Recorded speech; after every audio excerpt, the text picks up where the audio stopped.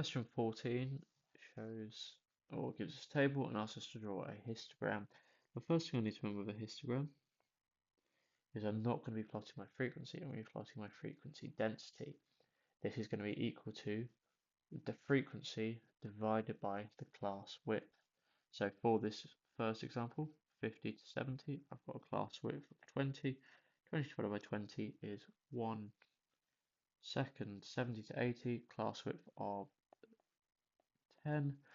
50 divided by 10 is going to be 5. 80 to 90 is another class width of 10. 60 divided by 10 is 6. And 90 to 110 is a class width of 20. 30 divided by 20 is going to give me 1.5. So now I can plot this onto my graph. I've got a total of 6. So 1, 2, 3, 4, 5, 6, just there. I'm going to do my first group now from 50 to 70. So I'm going to start at 50. I've got a frequency density of 1. I go from 50 to 70. Got mine just here. Please note I've used perfectly straight lines. That means in an assessment you would be using a ruler. So number 2, I'm going from 70 to 80 with a frequency density of 5.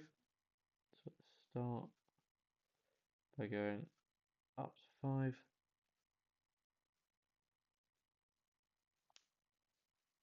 Down to 80.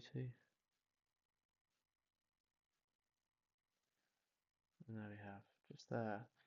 So next we're going to go to 60. Or to 6, apologies.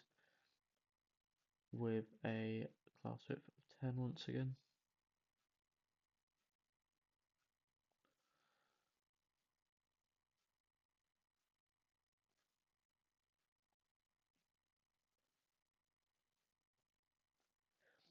And then finally, I'm going to go from 90 to 100, a class height of 150.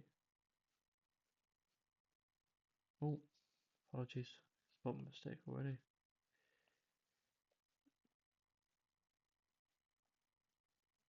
Put it up to 90. So it's always important to check. Please also note, in an exam, you'll be doing this in pencil. If you had made the mistake that I had made just there, in pen, you would not be able to get rid of it, and thus would be losing marks. So everything should be done in pencil just there.